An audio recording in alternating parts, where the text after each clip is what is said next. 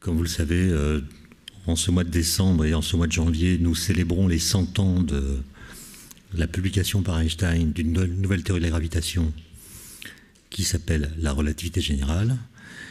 Et j'évoquerai aussi, enfin je tenterai de répondre plutôt à la question qui fait le titre de cet exposé, qui est le pays où habitait Albert Einstein.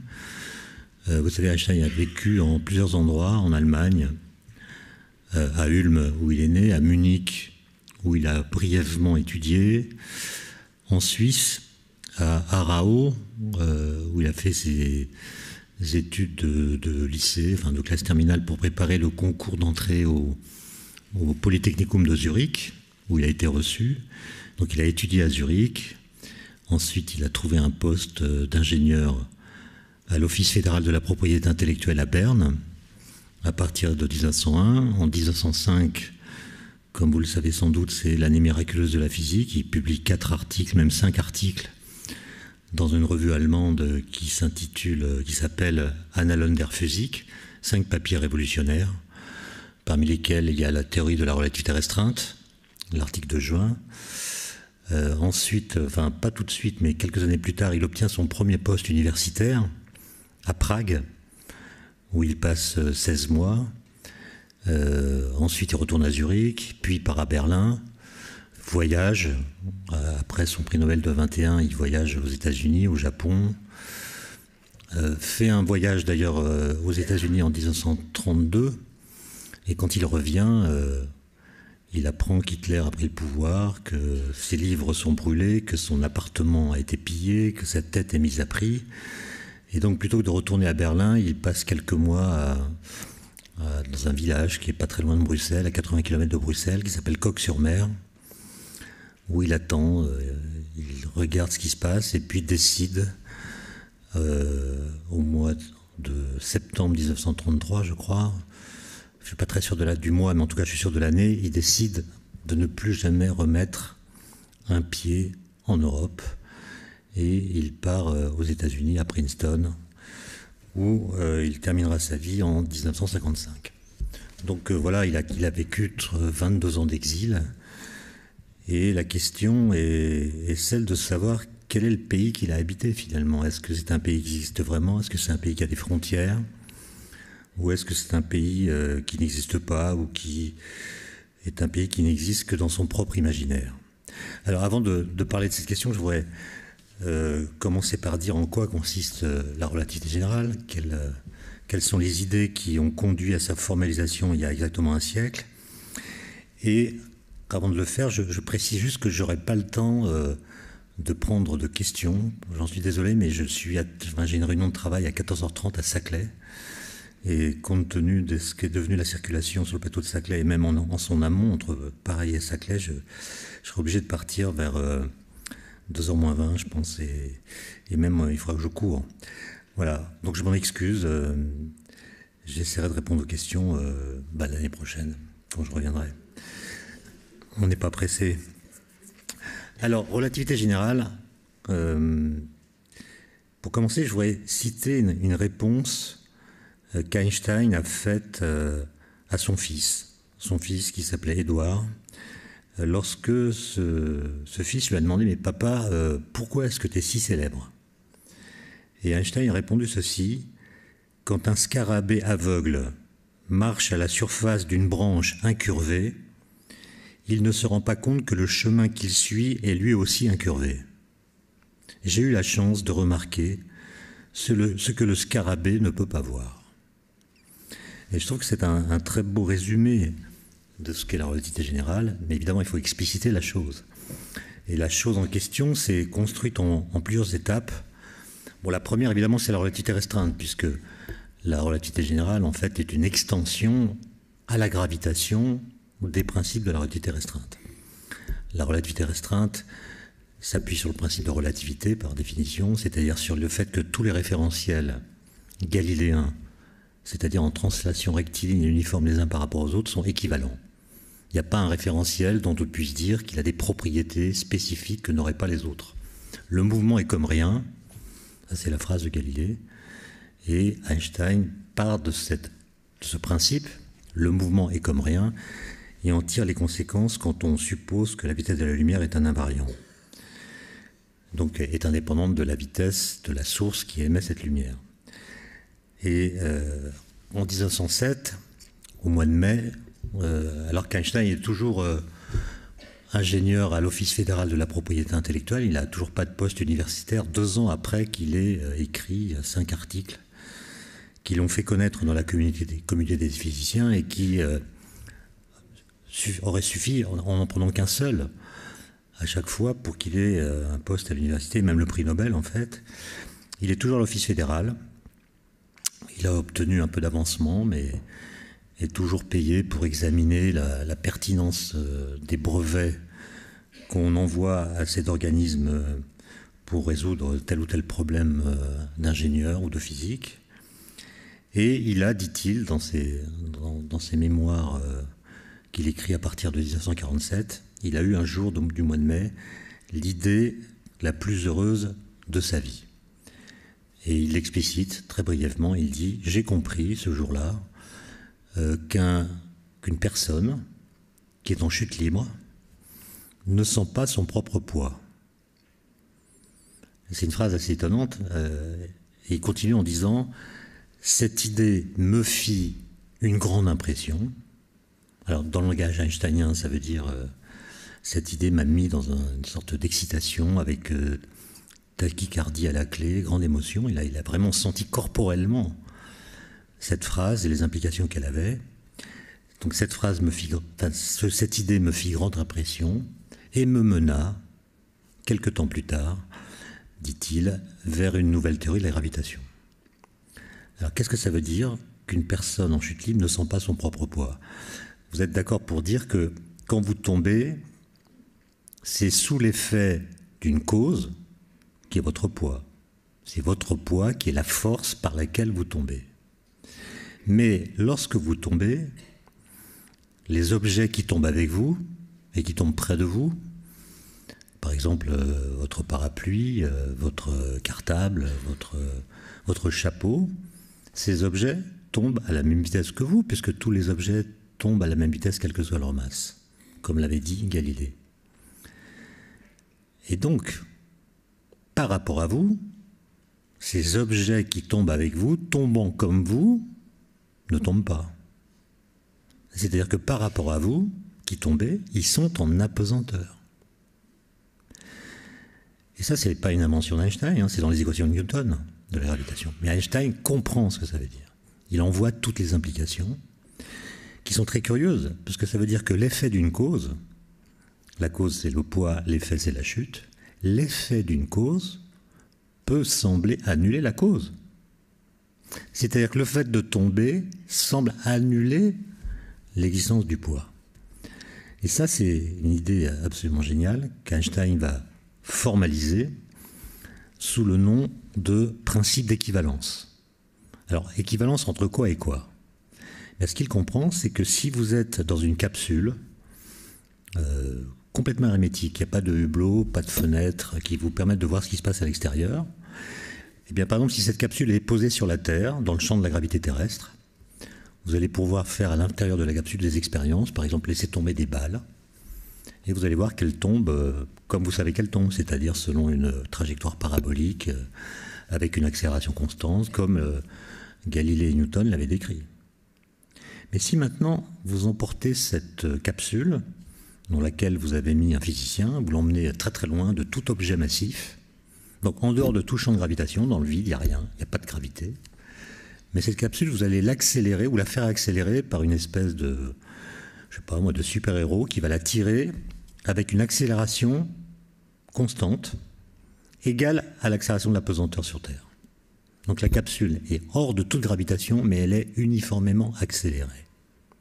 Le physicien, dans cette capsule, va être collé au plancher, il va lancer des balles, comme il l'avait fait sur Terre, et il va voir les mêmes lois pour la chute de ces balles vers le plancher.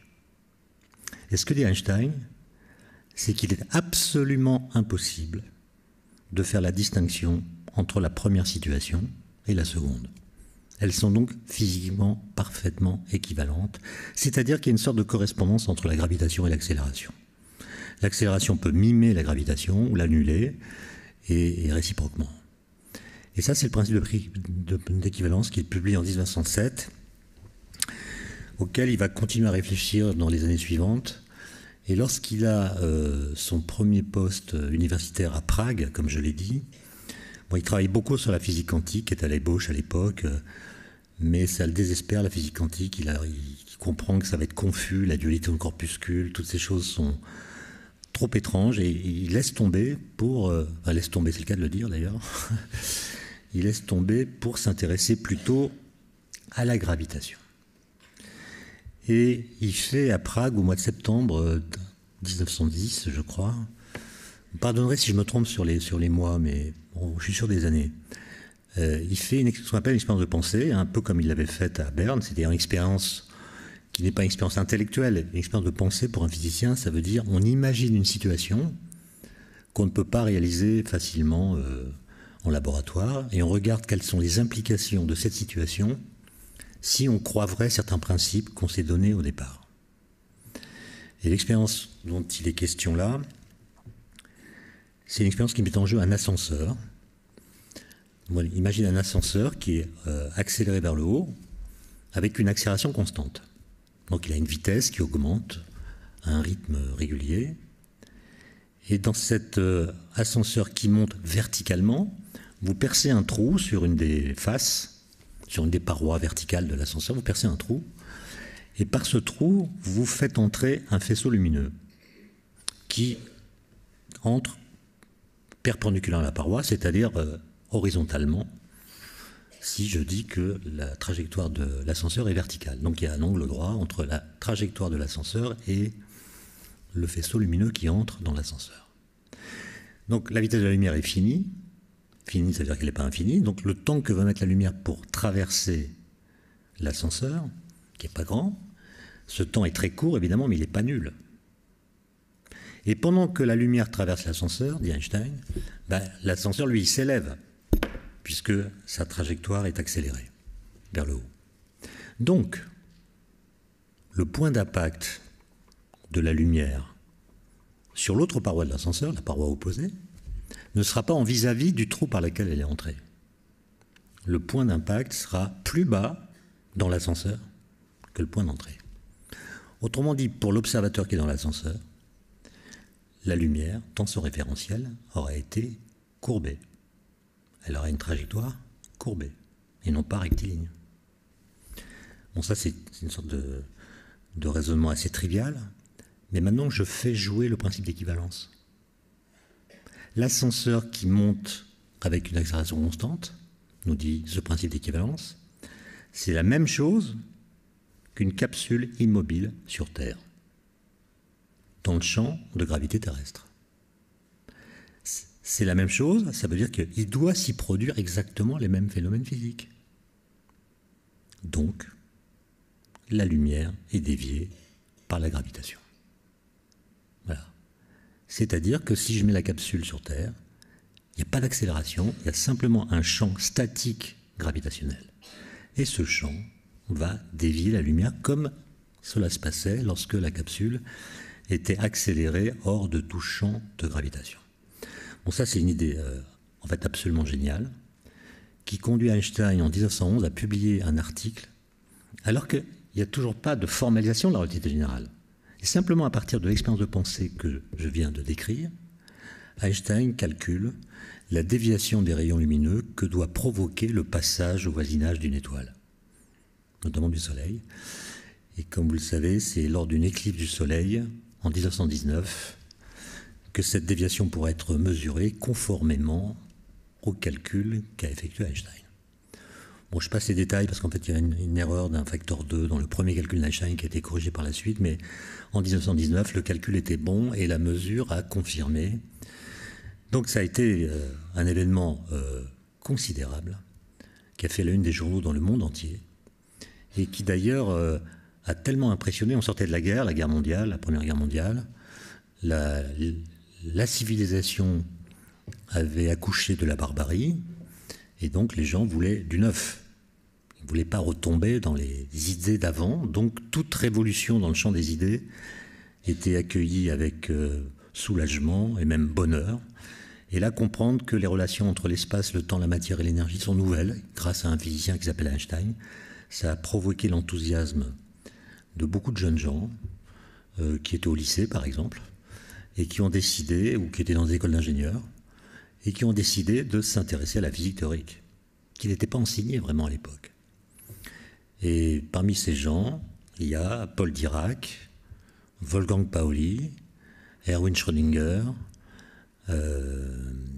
et beaucoup d'autres. Et ce sont ces gens qui, un peu plus tard, dans les années 20, vont délaisser la gravitation parce qu'il n'y a plus grand-chose à faire, pour s'intéresser à l'atome, qui présente des comportements bizarres, et ce sont ces gens qui vont faire la physique quantique, qui vont élaborer la physique quantique dans les années 20. Ils ont tous le même âge, parce qu'en fait, ils ont tous été, disons, attirés par la physique après l'annonce que les calculs d'Einstein étaient confirmés par l'observation. Bon, ça c'est une parenthèse historique, mais pour aller un peu plus loin dans ce que la théorie de la relativité générale implique, je peux vous donner quelques métaphores ou analogies qui aident à comprendre comment la gravitation change complètement de statut quand on passe de la théorie de Newton à celle d'Einstein. Imaginez par exemple un drap tendu, un drap de lit tendu, au centre duquel vous placez une boule de pétanque. Donc évidemment, il y aura un creux qui se formera, et si vous secouez le drap, des creux et des bosses vont apparaître à sa surface, qui vont obliger la boule à se déplacer. Car si vous agitez le drap, ça va obliger la boule qui est au centre, qui a creusé son petit trou, si j'ose dire, à se déplacer. Et c'est en somme la forme que va prendre la surface du drap, autrement dit sa géométrie, qui va dicter à la boule son parcours. Mais vous voyez que dans cette affaire, la boule n'est pas un objet purement passif, puisque son poids et son mouvement modifient eux aussi la forme du drap. Le déplacement de la boule, provoqué par la géométrie du drap, va modifier la géométrie du drap. Sa seule présence va perturber, par exemple, la trajectoire d'une balle de ping-pong qui serait lancée en ligne droite, au même titre que quelqu'un qui secourait le drap. Et donc, la question c'est, qu'est-ce qui se passerait si le drap que je viens de convoquer était invisible et immobile? Là, je suppose qu'il est immobile. Eh bien, vous qui regardez le déplacement aussi bien de la boule de pétanque que des autres objets qui pourraient traverser cette zone, vous allez imaginer qu'une force mystérieuse s'exerce instantanément, qui attire à distance la balle de ping-pong vers le centre de la boule de pétanque. Et c'est exactement ce qu'a dit Newton. Newton, il a raisonné comme s'il n'avait pas vu le drap, qui d'ailleurs est invisible. Einstein, lui, il change complètement le raisonnement et il attribue la courbe décrite par la balle de ping-pong à la seule déformation du drap invisible. Il n'y a pas de force, il y a simplement une déformation du drap, dont tout changement de géométrie induit par les mouvements d'autres corps présents sur le drap se manifesterait avec un certain retard. En clair, selon la théorie d'Einstein, la gravitation agissant sur un corps n'est plus une force qui s'exerce au travers de l'espace. C'est simplement un effet de la déformation de la géométrie à l'endroit où se trouve le corps. La courbure de l'espace-temps le met en mouvement, ce corps, et lui, en retour, déforme la géométrie de l'espace-temps. Voilà la révolution. La gravitation n'est plus une force qui s'exerce dans l'espace, c'est une déformation de la structure même de l'espace-temps. Et je n'ai pas le temps d'aller beaucoup trop loin là-dedans, mais en gros, la relativité générale va avoir comme effet évidemment de changer notre conception de la gravitation, mais aussi de changer le statut de l'univers. C'est-à-dire qu'avant, beaucoup de philosophes notamment considéraient que l'univers était une notion trop trop vague pour être prise au sérieux. En tant que totalité englobant la réalité physique, disait-il, elle est vouée à demeurer hors de toute saisie scientifique possible. Elle peut, à la rigueur, être un objet de spéculation métaphysique, mais elle ne pourra jamais s'émanciper de la mythologie où elle a toujours été inscrite. Et évidemment, ces penseurs avaient beaucoup d'arguments. Mais en fait, la relativité générale, elle change la donne au sens où elle permet de considérer l'univers comme un objet physique. Non pas comme l'enveloppe vague qui contiendrait tous les objets physiques, mais l'univers devient lui-même un objet physique. Qu'est-ce que je veux dire par là? C'est que l'univers se voit attribuer par le formalisme des propriétés globales qui ne sont pas réductibles à des propriétés locales. C'est-à-dire que ce sont des propriétés que l'univers a en propre, qui ne sont pas déductibles des propriétés des objets qui sont dans l'univers. Par exemple, le satellite Planck, il y a quelques mois, a annoncé des résultats qui viennent des mesures qu'il a faites sur ce qu'on appelle le fond diffus cosmologique. Eh bien, le satellite a pu mesurer avec une précision plus grande que les données obtenues précédemment. Il a pu mesurer ce qu'on appelle la courbure générale de l'espace-temps. Eh bien, la courbure généralisée de l'espace-temps, c'est une propriété de l'univers. Ce n'est pas une propriété de quelque chose dans l'univers. Et donc, le statut de l'univers a changé. Il est devenu un objet physique dont vous savez qu'il a une histoire. Et on peut même se poser en termes physiques la question de savoir s'il a eu un début et s'il aura une fin. Et c'est donc la relativité générale qui a permis de fonder ce qu'on appelle une cosmologie scientifique, c'est-à-dire une science dont l'objet d'étude est non pas un truc, mais l'univers lui-même. Et c'est sur ces bases-là que continue de se faire la cosmologie aujourd'hui. Bon, qui rencontre évidemment des problèmes, comme vous le savez, dans l'univers primordial, puisqu'il y a d'autres forces que la gravitation qui agissent, les forces nucléaires, les forces électromagnétiques, qui ne sont pas décrites par la relativité générale, ce qui fait qu'on a des problèmes d'unification entre la relativité générale qui s'appelle générale, mais qui est en fait une théorie spécifique de la gravitation, et puis la mécanique quantique, dont l'espace-temps est complètement différent, et qui, elle, est une théorie des autres interactions fondamentales que je viens de citer. Donc voilà,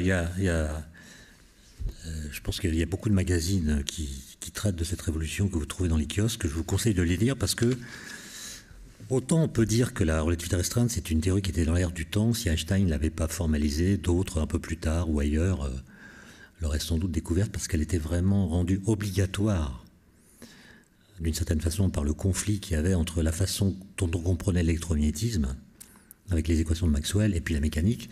Et donc la solution que propose Einstein, il n'y a pas d'éther, la lumière se propage dans le vide, est une solution qui devait tôt ou tard s'imposer. Alors que la relativité générale, beaucoup de gens disent, le premier à l'avoir dit, je crois que c'est Paul Dirac, disent que si Einstein n'avait pas fait ces expériences de pensée que j'ai rappelées, s'il n'avait pas senti qu'il y avait là quelque chose qui devait changer le statut de la gravitation, bah peut-être qu'aujourd'hui on n'aurait toujours pas la relativité générale. Enfin, j'en sais rien. En fait, on n'en sait rien, mais en tout cas la question est posée, quoi. Et le fait qu'elle soit posée est déjà l'indice que Einstein a joué là un grand rôle, même s'il a été aidé pour la partie formalisation par des mathématiciens. D'ailleurs, quand il a publié son article de 1911 disant que la lumière doit être déviée par la matière, il a compris qu'il ne pourrait pas mettre la gravitation dans un cadre relativiste, donc conforme à la relativité restreinte de 1905, dans une géométrie classique. Et donc, il a compris qu'il aurait besoin d'utiliser d'autres géométries, ce qu'on appelle des géométries non euclidiennes ou riemanniennes.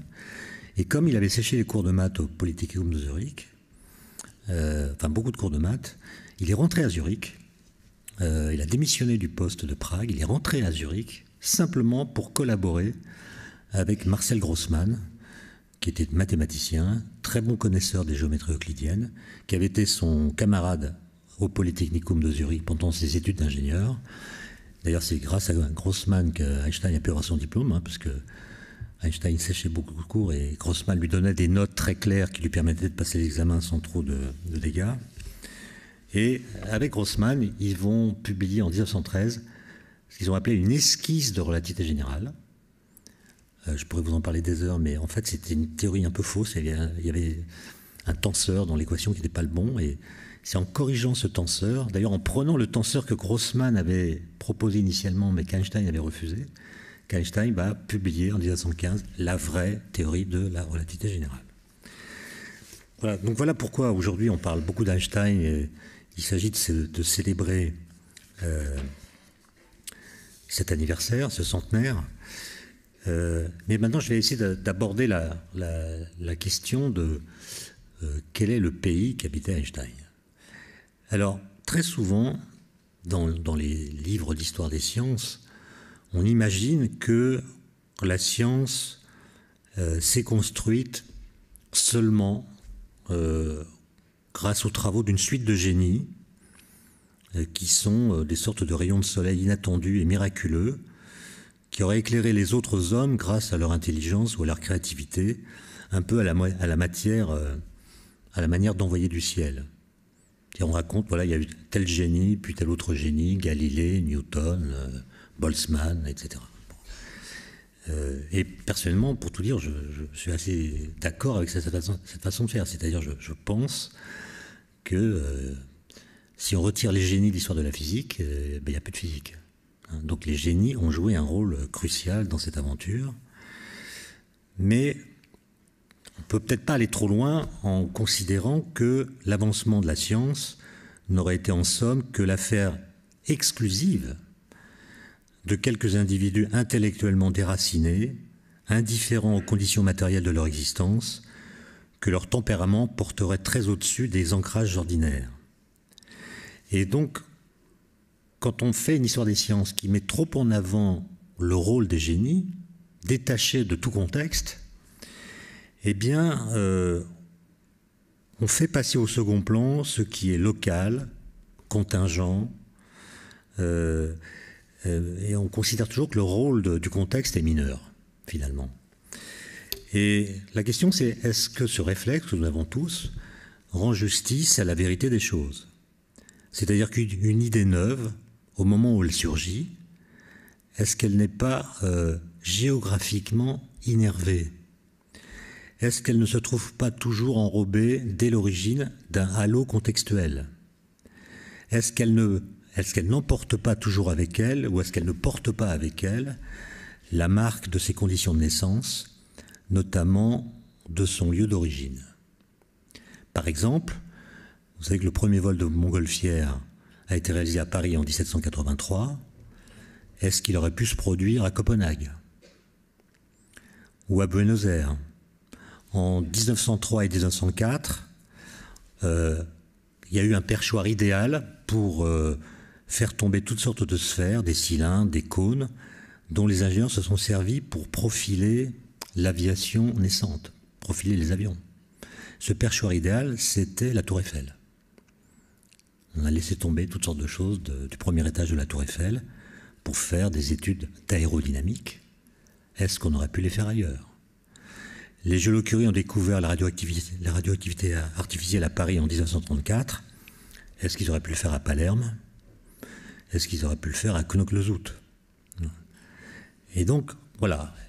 Et d'ailleurs, pour Einstein, il le dit lui-même. S'il n'avait pas été à Berne, à l'Office fédéral de la propriété intellectuelle, il n'aurait pas trouvé la solution relativité restreinte. C'est précisément parce qu'il étudiait des brevets dont la fonction principale était de permettre la synchronisation des horloges à distance, qui était le problème technique numéro 1 en Europe, puisque les gens commençaient à circuler, à prendre le train. L'Allemagne s'était unifiée. Pour montrer l'unification géographique de l'Allemagne, il fallait unifier l'heure. Or, l'heure n'était pas unifiée à l'époque. Il y avait, par exemple, à Genève, il y avait 3 horloges sur le fronton de la mairie. Il y avait l'horloge qui indiquait l'heure de Berne, la capitale, l'heure de Paris qui arrivait par le PLM, le train, et puis il y avait l'heure de Genève. Donc c'était un peu compliqué pour les horaires. Donc la question, c'est comment vous transmettez à distance une synchronisation temporelle. Et c'est en regardant ces brevets qu'Einstein a remarqué qu'il y avait une sorte de problème, ou qu'il a lui compris comme une contradiction, dans l'interprétation qu'on faisait à l'époque de l'électromagnétisme. Et c'est pour résoudre cette contradiction qu'il a proclamé la mort de l'éther. Il n'y a pas de support à la propagation de la lumière se propage dans le vide. Et c'est ça qui va le mener à la théorie de la relativité restreinte. Donc là, le contexte a joué. Et la question, est-ce que, pour les autres travaux d'Einstein, on peut considérer que le contexte a joué de la même façon? Alors, c'est une question compliquée, évidemment, qui demanderait une grosse étude historique pour être vraiment bien tranchée. Mais il y a quand même des choses qui permettent d'avancer une hypothèse. D'abord, Einstein, quand il était en Allemagne, au lycée, à Zurich, à Munich, est extrêmement malheureux parce qu'il ne supportait pas la discipline militaire qui prévalait dans le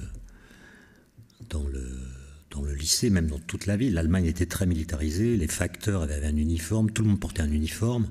La discipline était évidemment très sévère aussi. Et Einstein ne le supportait pas. Et il a fait un truc assez extraordinaire, quand même, à 16 ans, avant d'avoir le bac, il démissionne du lycée, sans demander l'avis de ses parents. Et il les rejoint en Italie, puisque son père avait monté une usine électrique près de Milan. Il leur annonce qu'il arrête ses études. Et il leur annonce même qu'il va rendre son passeport allemand. Ce qu'il a fait un an plus tard. Il est devenu apatride. Je ne sais pas si vous voyez, dans le contexte de l'époque, ce que ça voulait dire être apatride. Alors que ses parents avaient longtemps attendu d'avoir un passeport allemand. Donc il devient apatride, il va récupérer la nationalité suisse quand il sera à Zurich, mais il a vécu quelques années comme apatride. Je ne ferai pas de commentaires sur le débat actuel sur la binationalité, mais dommage qu'Einstein ne soit pas là, tiens. Voilà un moment où il nous manque cruellement, mais je ne suis pas là pour faire la politique. Quoique, bon bref. Et donc, pendant une année, il étudie tout seul et décide de se présenter au Polytechnium de Zurich, parce qu'on peut se présenter à l'examen, enfin en concours, c'est un concours, sans le baccalauréat. Il se présente, il est repéré par les examinateurs parce qu'il a des talents en physique et en mathématiques que n'ont pas les autres. Par contre, en littérature, en histoire, en langues étrangères, il est une authentique calamité. Donc on lui recommande de se présenter l'année suivante, après avoir passé son bac, et un examinateur qui s'appelle M. Weber lui recommande d'aller à Aarau, qui est un petit village entre Bâle et Zurich, où il y a des méthodes d'enseignement très libérales qui ont été mises sur pied par un pédagogue suisse qui mettait l'accent sur la curiosité des élèves, sur le fait que les élèves doivent réfléchir ensemble, en évitant les cours trop professoraux, etc. Bon. Et ça, évidemment, ça convient parfaitement à Einstein, qui s'épanouit, qui se met à aimer l'école. Il a d'excellentes notes. Il tombe amoureux de la fille du directeur de l'école, qui est M. Winteler. Il fait des promenades en montagne. Et c'est là qu'il a la première idée qui va le mener à la relativité restreinte. Il a 16 ans, quand même. Il a 16 ans, mais il connaît déjà les équations de Maxwell, qui à l'époque sont toujours pas enseignées au Polytechnium de Zurich. D'ailleurs, il fera un scandale en disant comment ça, les équations de Maxwell, ça fait 30 ans qu'on les a, vous les enseignez toujours pas, pourquoi? Mais lui, il les connaissait parfaitement. Et il comprend quelque chose qu'il va rédiger d'ailleurs à cette époque-là dans ses notes, qu'il est impossible d'être immobile par rapport à la lumière. C'est que la lumière est toujours en mouvement par rapport à quiconque. Alors pourquoi? Parce que si vous imaginez que vous êtes à cheval sur la lumière, vous êtes comme un surfeur qui surfe sur une vague. Donc le surfeur, il avance au gré de la vague, évidemment, il est porté par la vague, mais par rapport à lui, les autres vagues sont immobiles.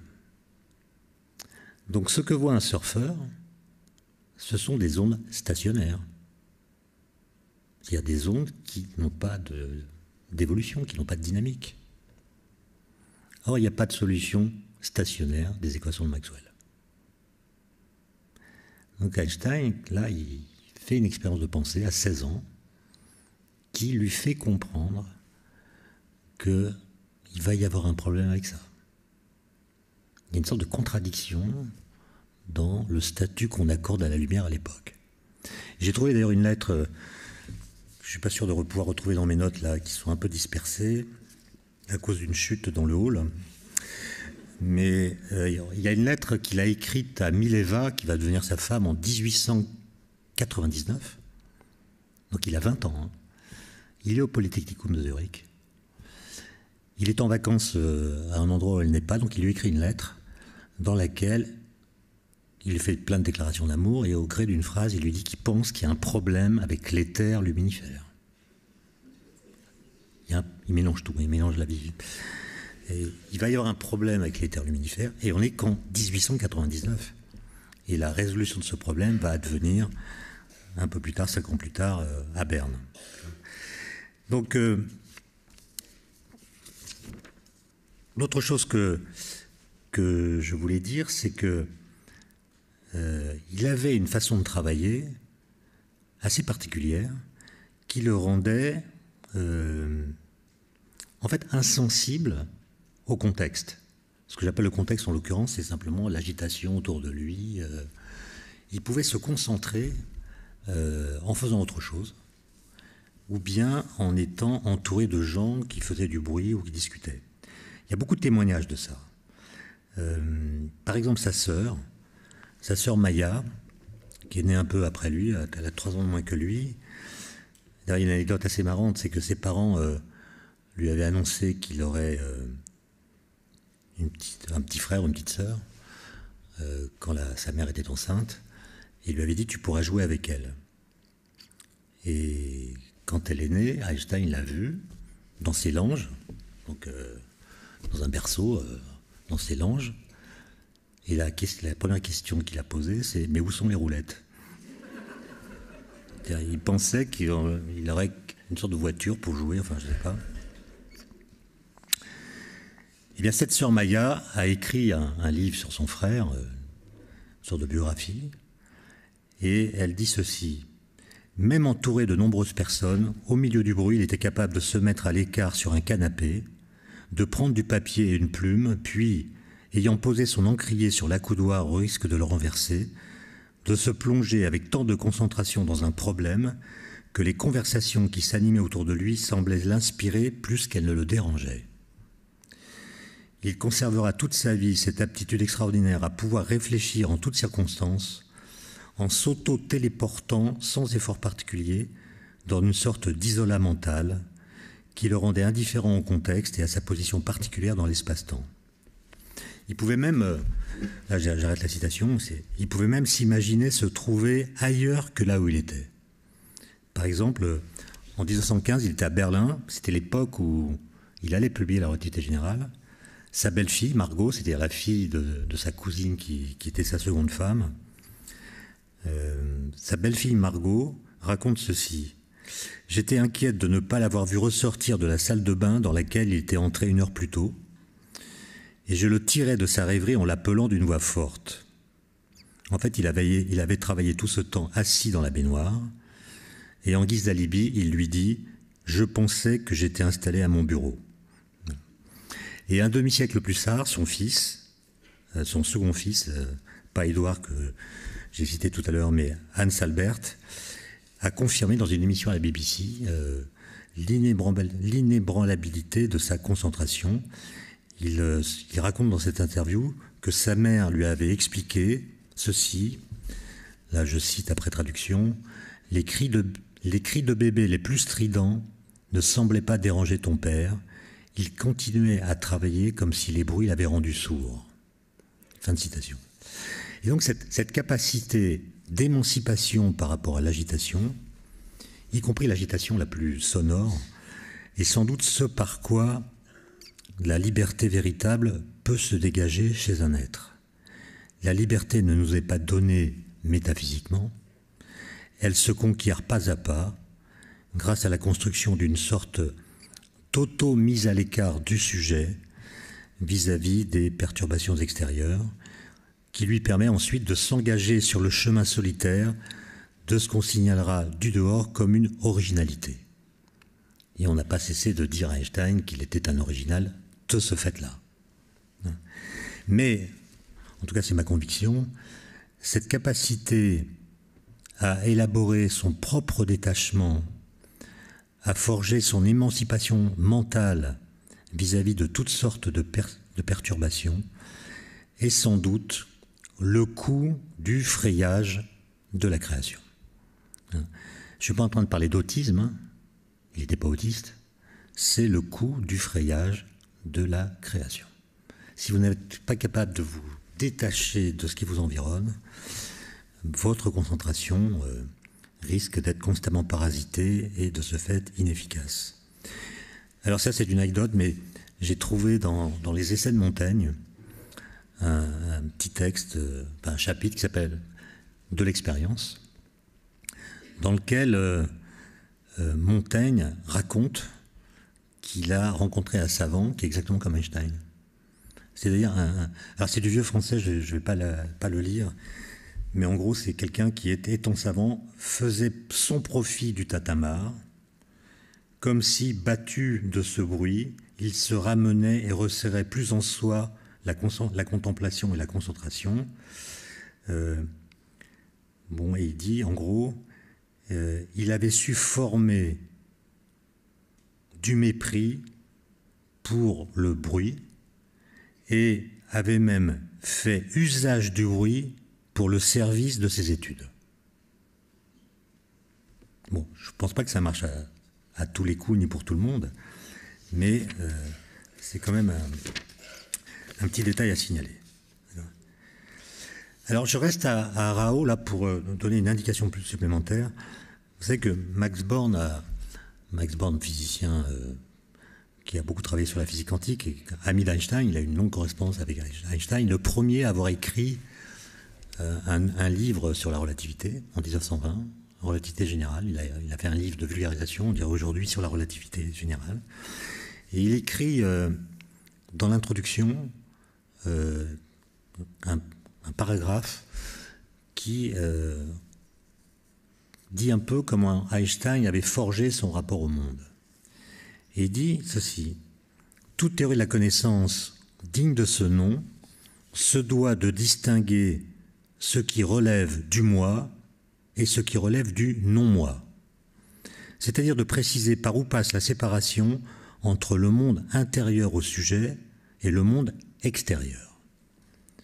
Celle qui privilégie le moi met en avant les sensations du sujet, ses perceptions, son imagination, ses impressions. Celle qui privilégie au contraire le non-moi s'appuie sur des notions plus abstraites, par exemple sur des nombres, des structures logiques, des relations, des formules mathématiques, des équations, en un mot sur les moyens d'expression des sciences exactes. Dans ce second cas, les images de l'univers que l'on construit correspondent à un monde réduit, incomplet, puisque débarrassé de toute impression sensorielle, notamment privé de couleurs, d'odeurs et de sons. Mais ces images, m'avait dit Einstein un jour, ont un avantage sur toutes les autres, qui tient en ce qu'elles peuvent être transmises de façon objective depuis un esprit vers un autre esprit. Ainsi, tout le monde est d'accord pour dire que l'eau gèle plus facilement que le mercure et que le fer est plus dense que le bois. Fin de citation. Et donc, c'est à Rao, dans ce lycée qui existe toujours d'ailleurs, qu'Einstein a compris que les intellects, les esprits, les cerveaux, peuvent devenir frères et communier dans la connaissance. C'est là qu'il l'a compris, et ça va changer sa vie. Ça va changer sa vie, puisqu'il va écrire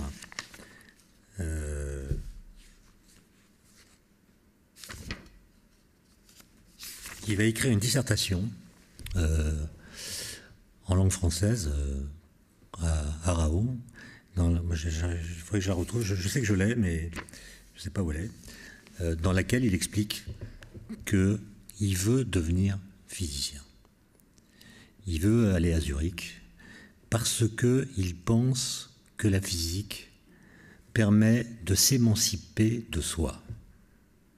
c'est-à-dire de finalement échapper à ce qui fait, ce qu'il appelle par ailleurs la grossièreté de la vie ordinaire.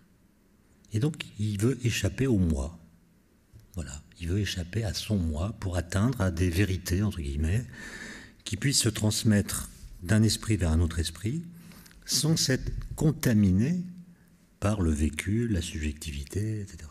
Et d'ailleurs, quand il rédigera son autobiographie intellectuelle, dès l'introduction, il dit « Ce qui est intéressant avec les gens comme moi, c'est ce qu'ils pensent, non pas ce qu'ils souffrent ou ce qu'ils font. C'est ce qu'ils pensent. » Et d'ailleurs, dans cette autobiographie, il n'y a jamais d'anecdote personnelle sur ce qui lui est arrivé. D'où la question, quel est le pays qu'habitait Albert Einstein? Alors, vous savez ce que c'est qu'un no man's land? Eh bien, moi, je vais essayer de défendre devant vous la thèse que Einstein, c'était de no land's man, c'est-à-dire l'homme qui n'avait pas de pays. Et d'une certaine façon, il le dit lui-même. Par exemple, dans un texte de 1930, il dit ceci: « Je suis véritablement un voyageur solitaire et je ne me suis jamais senti pleinement chez moi, ni dans mon pays, ni dans mon foyer, ni avec mes amis, ni même dans ma famille proche. »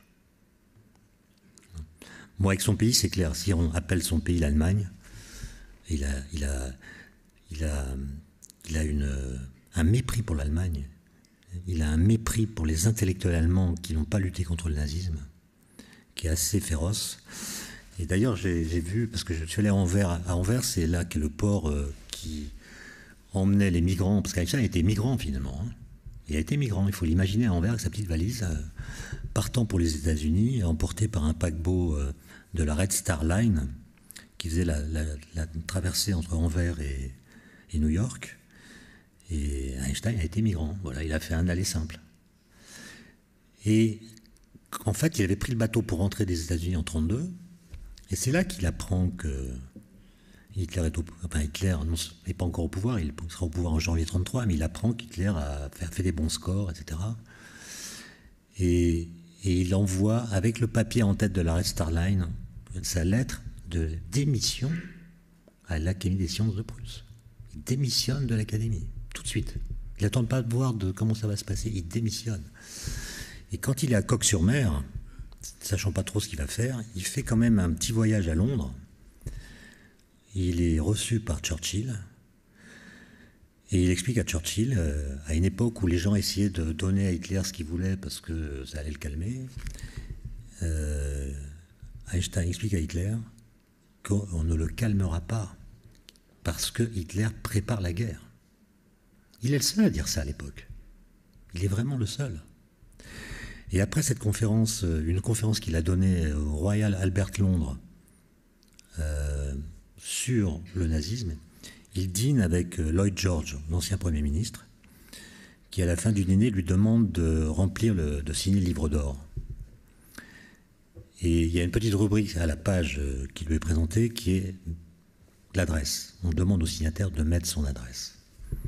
Et Einstein met « no address ».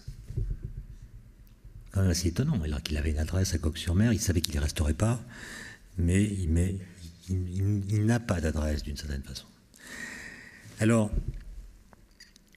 ça c'est en contradiction avec toutes sortes de discours qu'on entend d'ailleurs de plus en plus, et qu'on entendait très fortement à l'époque, c'est-à-dire qu'il y aurait une sorte d'espèce d'identification de l'homme à une région de l'espace-temps qui lui serait propre.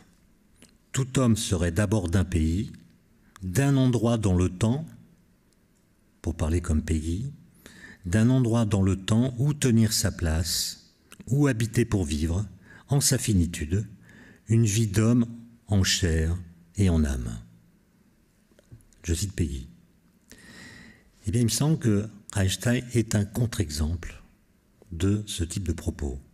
Il fut un homme sans extraction véritable, détaché de son paysage natal, sans assise terrienne, sans patrie charnelle.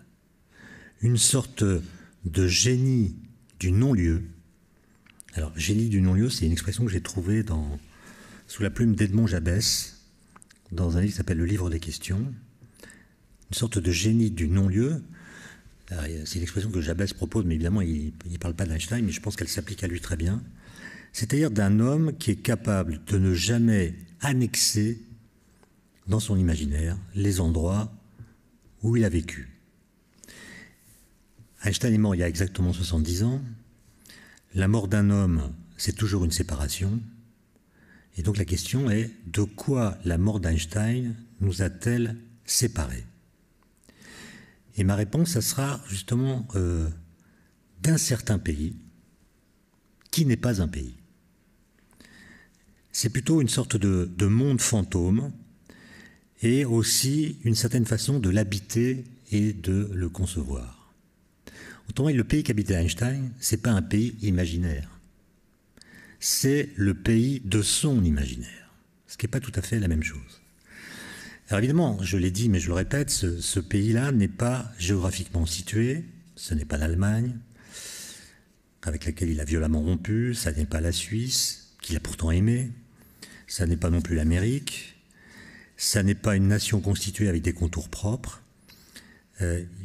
c'est plutôt une sorte d'endroit, de lieu, qui est haut placé, un peu comme un altostratus, qui semble s'étendre à la fois près de la vérité et au-dessus de l'humain, dans un endroit éthéré où le chaos des conflits ne pénètre jamais que par effraction.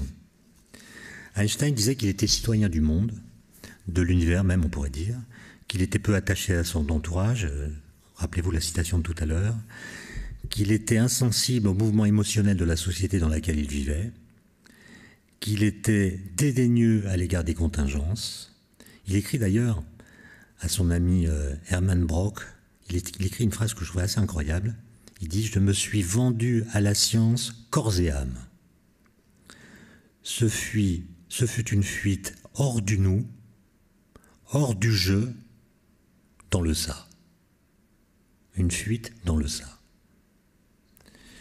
Les choses, en fait, il semblait les contempler par-dessus l'épaule, comme il faisait avec les autres êtres humains.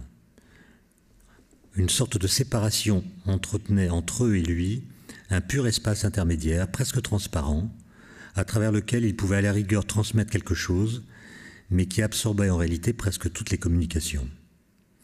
En fait, ce qui l'agissait en profondeur, c'était le tourment solitaire d'une recherche désespérée de ce qu'on appelle le réel. Il a écrit un article avec Podolsky et Rosen en 1965, son plus bel article peut-être d'un point de vue en profondeur en tout cas, ce qui va devenir le paradoxe EPR sur la non-séparabilité quantique. Bon, c'est un article génial, mais cet article montre qu'il cherche ce qui est réel. Il cherche quels sont les attributs de la réalité. Et ce réel, il le pense comme harmonieux, paisible, intelligible, mathématiquement organisé et régi par des équations élégantes. Mais le problème, c'est que ce réel-là n'est pas autonome et son accès est des plus accidentés. Celui qui veut l'atteindre se frotte malgré tout à l'histoire, aux passions des hommes, à leur violence, à leur haine. Je ne sais pas si vous avez idée de la haine qui a été adressée à Einstein. La haine parce qu'il était juif, parce qu'il avait fait la relativité, parce qu'il était allemand, parce qu'il était pacifiste, etc. Bref, il a été confronté très violemment à tout ce qui se passe plus en bas que le pays dont je parle. Il a été dérangé par 2 guerres mondiales, par la bêtise, par le totalitarisme, par 2 bombes atomiques et par les débuts d'une grosse guerre froide. Alors, ceux d'entre vous qui savent que j'ai étudié quelques biographies d'autres grands savants comprendront que je dise que c'était vraiment quelqu'un d'à part, qui était transgressif des catégories ordinaires. À en croire certains clichés, il n'existerait que 2 variétés d'hommes de science. Soit c'est un être constamment absorbé dans ses pensées et pouvant vivre n'importe où, comme si pour lui l'espace était neutre, comme si le monde était agéographique, rigoureusement invariant par translation. L'autre cliché, c'est qu'il serait un être voulant vivre ailleurs, s'évader hors de la vie quotidienne, comme si sa véritable place était toujours hors de l'espace commun. Einstein, il avait la particularité d'être la superposition quantique de ces deux clichés. Il était à la fois rivé à quelques points de l'espace-temps et toujours à distance du flux turbulent des événements et de l'humeur des êtres qui l'entouraient. Il était présent mais en retrait, un pied ici mais l'autre à l'écart, quelque part dans son topos personnel, depuis lequel, à sa façon et avec son regard propre, il pouvait mieux voir le monde. D'ailleurs, il a écrit un livre que vous trouverez en librairie qui s'appelle « Comment je vois le monde ». Et avant de conclure, je voudrais rappeler que dans ces notes autobiographiques, qui ont été rédigées à partir de 1947, comme je l'ai dit, on est frappé par une chose, qui est que à aucun endroit, il n'a éprouvé le besoin de dire que telle idée lui était survenue à Aarau, ou bien à Berne, ou bien à Zurich, ou bien à Berlin, ou bien à Princeton. Autrement dit, ses souvenirs ne sont jamais géographiques. Comme si ces idées n'avaient pas eu de lieu, elles ont eu lieu mais n'ont pas eu de lieu, comme si elles se déplaçaient sans que cela les change en quoi que ce soit, comme si elles glissaient avec lui dans l'espace-temps.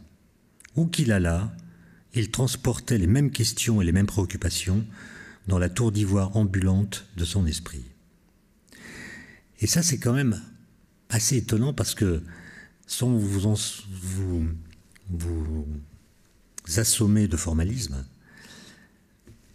ce que je viens de dire me permet d'affirmer qu'Einstein obéissait aux principes fondamentaux de la relativité générale. Je veux dire par là que il était invariant par difféomorphisme. Je m'explique. Il y a un principe fondamental de la théorie de la relativité générale qui concerne les coordonnées d'un événement dans l'espace-temps. Ce principe dit que pour définir les coordonnées d'un événement, on doit pouvoir utiliser n'importe quel système de coordonnées, autrement dit n'importe quel référentiel, sans que le choix effectué change la forme des équations de la théorie. Donc la théorie doit être invariante par changement de référentiel, quel que soit le référentiel dont on parle, accéléré ou pas, etc.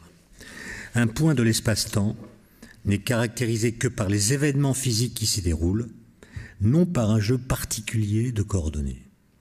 En d'autres termes, aucun système de coordonnées ne doit pouvoir être considéré comme spécial.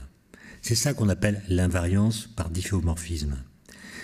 Et c'est cette idée-là qui a guidé Einstein dans les tout premiers développements de sa théorie de la gravitation. Et quand on la transpose au cas d'Einstein, elle se traduit de la façon suivante. Ce qui se passait dans son cerveau était plus important, à ses yeux, que l'endroit particulier où son encéphale se trouvait être.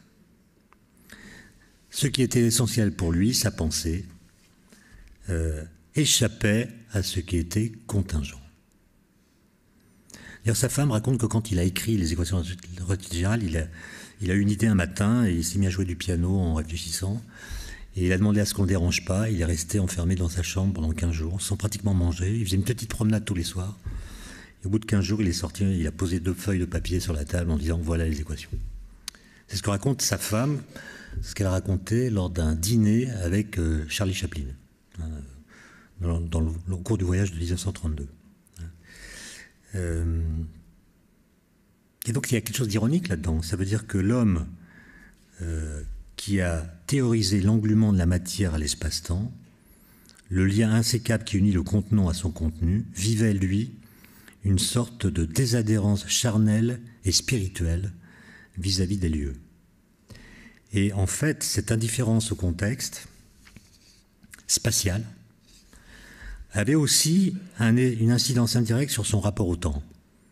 C'est peut-être d'ailleurs un effet de la relativité qui couple l'espace et le temps. Cette indifférence au contexte spatial a une incidence sur son rapport au temps, alors que beaucoup d'entre nous mettent leur fierté dans le fait de n'avoir jamais de temps. J'ai commencé d'ailleurs tout à l'heure à vous donner un exemple. Alors que clamer n'avoir pas de temps est la preuve qu'on a choisi de prendre le temps de faire quelque chose. Quand on dit qu'on n'a pas le temps, en fait, c'est qu'on a le temps de faire autre chose. Donc, c'est une phrase un peu paradoxale. Eh bien, Einstein n'était jamais pressé et jamais impatient. Il se trouve que je suis allé à Prague pour un peu enquêter sur Einstein et ce qu'il a fait là-bas. Et j'ai vu dans un texte écrit en tchèque qu'on m'a traduit, une anecdote qui a été rapportée par Philippe Frank. Philippe Frank, c'est un physicien qui a écrit une biographie d'Einstein après et qui a remplacé Einstein au poste de professeur à Prague après qu'il ait démissionné en 1912. Et voilà ce que raconte Philippe Frank. Je me rappelle une visite au cours de laquelle nous décidâmes d'aller voir ensemble l'observatoire d'astronomie de Potsdam. Nous étions convenus de nous y retrouver sur un certain pont. Non, pardon, c'était pas à Prague, c'était à Berlin. Comme je connaissais mal Berlin, je lui dis que je ne pouvais pas garantir que je serais bien à l'heure. Einstein me répondit « Mais ce n'est pas grave, j'attendrai sur le pont, voilà tout. » J'insinuais que cela lui ferait perdre du temps. Réponse d'Einstein, qu'à cela ne tienne, mon genre de travail peut se faire n'importe où. Pourquoi réfléchirais-je moins bien à mes problèmes sur ce pont plutôt que chez moi? Je vous remercie pour votre attention.